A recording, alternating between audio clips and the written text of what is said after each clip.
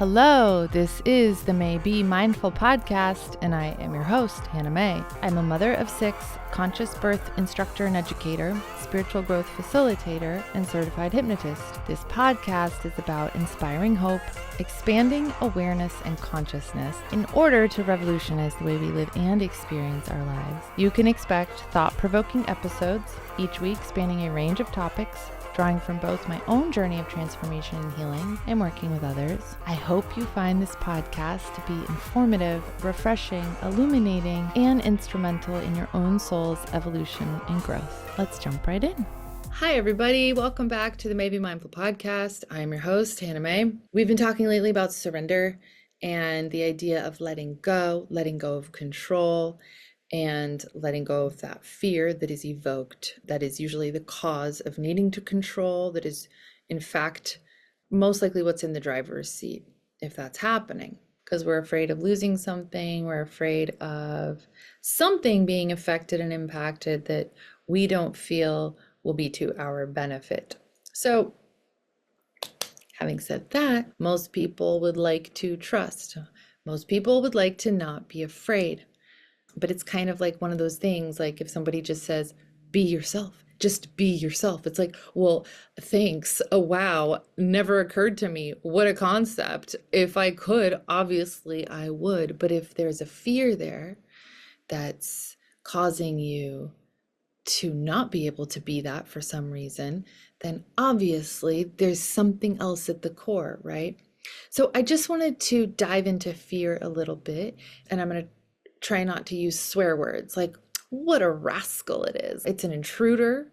It's an unwelcome visitor that we somehow have created space for in this home within ourselves that has taken up abode within us that we don't want there anymore. But it's like, I've asked it to leave and it just won't go because it's very comfortable. It's a slippery little sucker because sometimes we become so conditioned to living with it that we don't even identify and recognize that that's in fact what it is. So people, interestingly, I have found, can get very defensive with their fear, which I really understand, and I'll talk about that in a second. And sometimes the rationalization is, well, there are rational fears, there are appropriate fears, and yes, there are. Psychology 101 will tell you that you're born with 2 instinctual fears and 2 only, which are fear of loud noises and fear of heights or falling.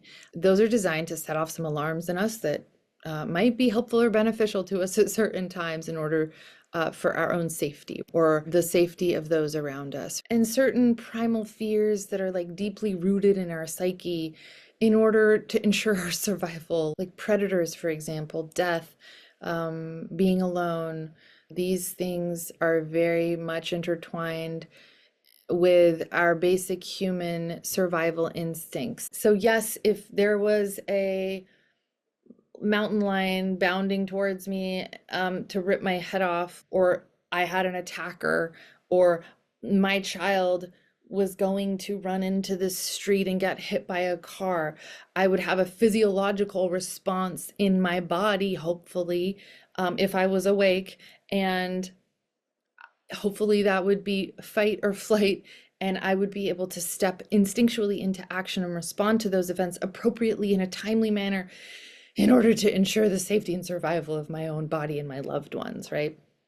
And so, yes, those are good instinctual responses to things that are harmful and threaten us. And so I'm not arguing with that. However, there are some irrational fears, and that's really what I want to talk about, because those are the ones that cause the most pesky little problems, because those are a real nuisance. And I've come to identify their main quality and characteristic as wanting to keep us small, keep us blocked from fulfilling purpose, vocation, calling, joyful, happy, like all the good things that we seek to be, that we strive for, because by nature, we want to fill our cup. We want our cup to be overflowing. But fear seems to like to get in the way of that. And a lot of these fears are unconscious, and a lot of them are really the ones in the driver's seat in a lot of situations. And in a lot of situations in our life, where we think we're making decisions, but in fact, we are being driven, and we are in that way unconscious and unaware to that fear. It really oftentimes masquerades and hides out as something else. And it likes to stay hidden. It likes to stay veiled from your sight so it can continue to operate. So I started to mention this before about fear being a slippery little sucker. I've had many times, as a result of me being in 12-step and fear being a focus. In 12-step, you do a lot of it, you address a lot of fears with the recognition that the fabric of our life is very much shot through with it. And I'm quoting a book used in the 12-step program. They refer to fear as being the evil and corroding thread. It says the fabric of our existence was shot through with it. And it's like if you look at a piece of fabric and this thread of fear is woven throughout your life, it can be very difficult sometimes to differentiate what thread is fear and what is rational and what is not. And for me, it's funny because I'm very comfortable with just calling something out for what it is, because that's very much in my dialogue and in my practice, being in 12-step, having a hypnosis practice, being a hypnosis practitioner, identifying and doing fear release work with people around whatever the fear or the anxiety or the issue is, whether it's childbirth or whatever, social anxiety. I very much don't have a problem saying like, oh, well, what are you afraid of? And so a lot of times people are immediately affronted and offended when I ask them that question, and they are very defensive and they say, oh, I'm not afraid. And oftentimes if a fear is operative and really being successful at preventing you from doing what really you'd love to be doing or you're supposed to be doing, it will try and defend itself. And it will say, I'm not afraid. Okay, let's backtrack. Like, let's go in another door here. Oh, okay, so what are you? Well, I'm concerned or anxious. What is anxiety if it's not fear? Worry. What is worry? What does worry cause you to do? And so when you're able to sort of get underneath it and look at it from another perspective, that can help you identify what the fear is. Why is it important to identify the fear? Well, it's a problem, right? So if you want to address a problem and find a solution for it, you need to identify the problem properly in order to apply the correct solution. But a lot of times these fears throw up such a facade, like so much smoke and mirrors that we really believe it. And, the more control it has over us, the more we believe it's true. It's sad because a lot of these fears are unconscious and they came in through wounding at an earlier time in life. And so, our wounding and our experiences and our traumatic experience, to whatever degree they are traumatic, there's no judgment on what is traumatic. Some things are very obviously big T traumas, right? Like these single event major events in our life that were traumatic that we can easily identify.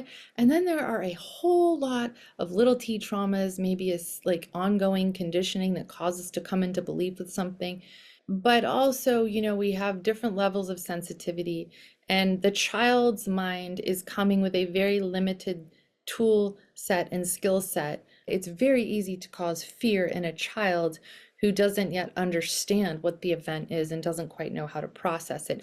And if the correct support isn't there, then there's going to be things that cause that child to be afraid. And so sometimes we know what these things are. Sometimes we can find them quite easily if we just give it some attention. And sometimes they're very buried and we don't know. But, when we experience some degree of wounding through some degree of trauma, these wounds become like portals and entryways into us for fear. And the fear is a belief and an idea that we come into agreement with. This sets the perfect stage for the emergence of different parts to emerge in us. And oftentimes fear masquerades or really believes, as it operates in us, how we respond and react to it, as a protector, a protective part of ourself. And if you've ever done parts work and you've ever addressed these different parts of yourself and opened up a dialogue with these different parts of yourself, you'll understand that the part of you that is trying to protect you is most likely a part of you from a much earlier time. And the energy of that event that happened is very much frozen in the nervous system. And that part of you is the same age that that event took place. It's not like that part grows up and gets older and outgrows that fear. That part, if that issue is not resolved, if that wounding is not resolved, that part stays that age and essentially tends to show up when needed in order to protect you from being further harmed or wounded, even when it's completely irrational. And I'm just here to tell you, which you probably already know, if you've ever embarked upon the journey of trying to overcome these fears, they're pretty much always irrational. They don't apply to the current situation. They apply to that thing that happened back then. And there's a variety of different ways to address fear and to work with this and to get free from it.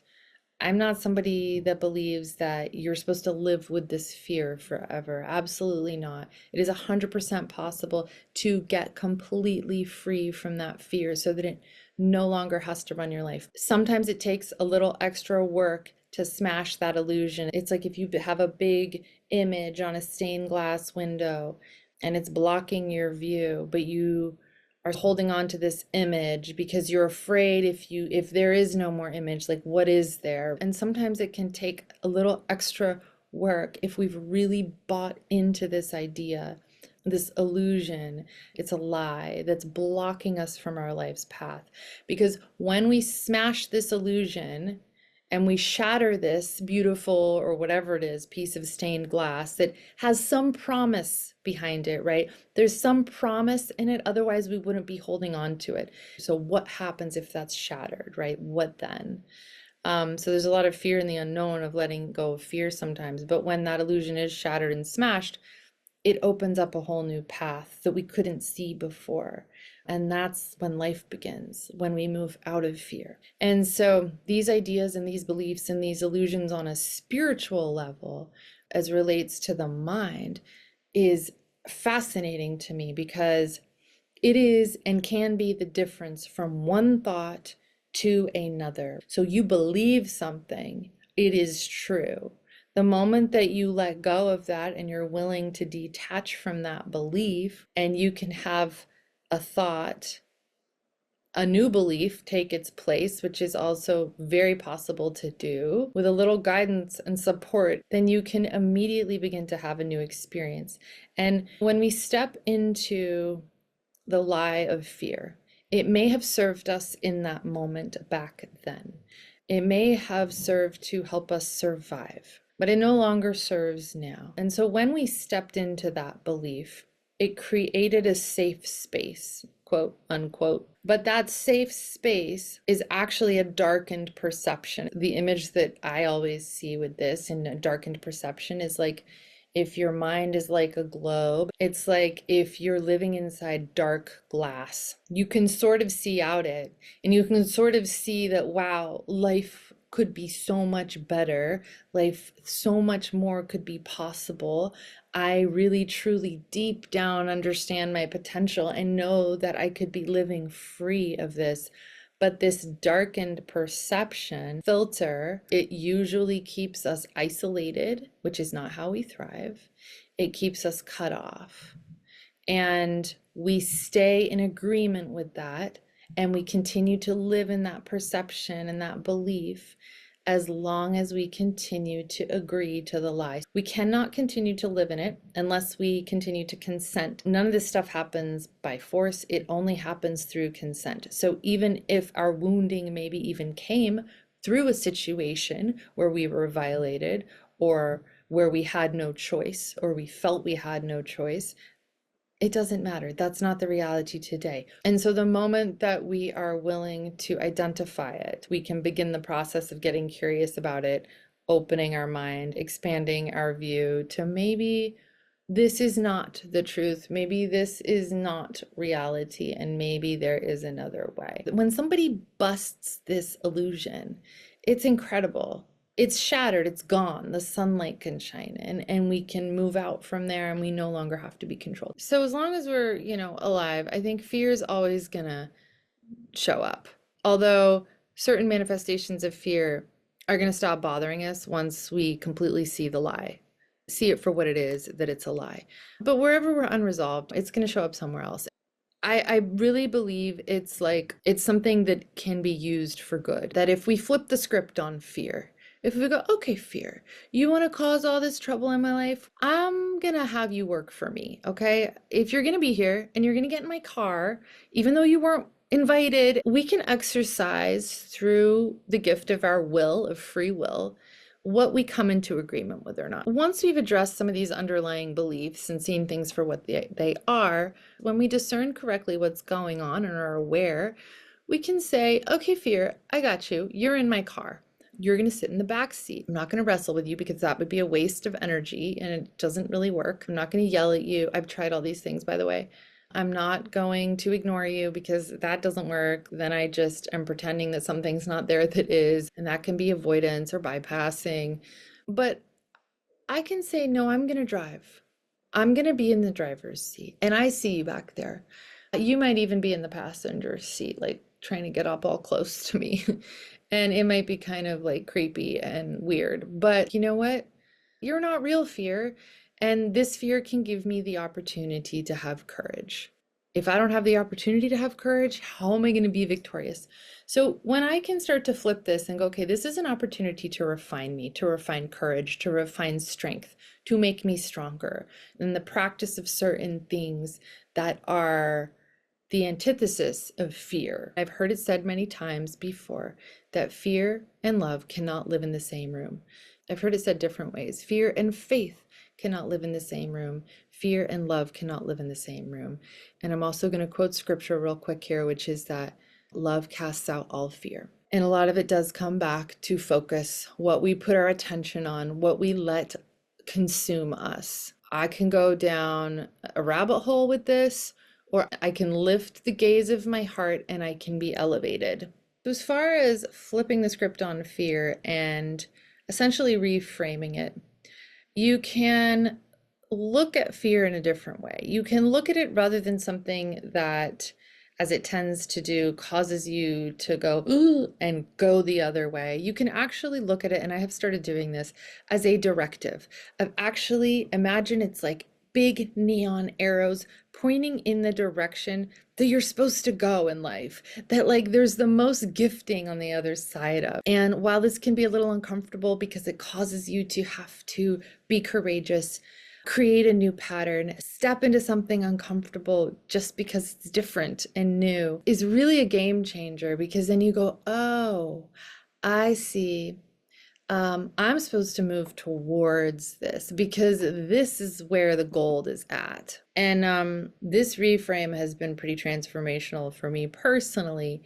It requires some courage to even look at it in that way, depending on the magnitude of the fear. The really important thing I just want to leave you with to remember is, first of all, identify it, call it out for what it is, get underneath to the root causes and conditions of it, heal what needs to be healed, possibly create a new belief that you can step into, a new reality that you can essentially participate and co-create. And really, the thing that you're facing, the energy of that fear that you're facing, is not rational. All you're doing is facing an energy. You're essentially facing the energy that comes up in you.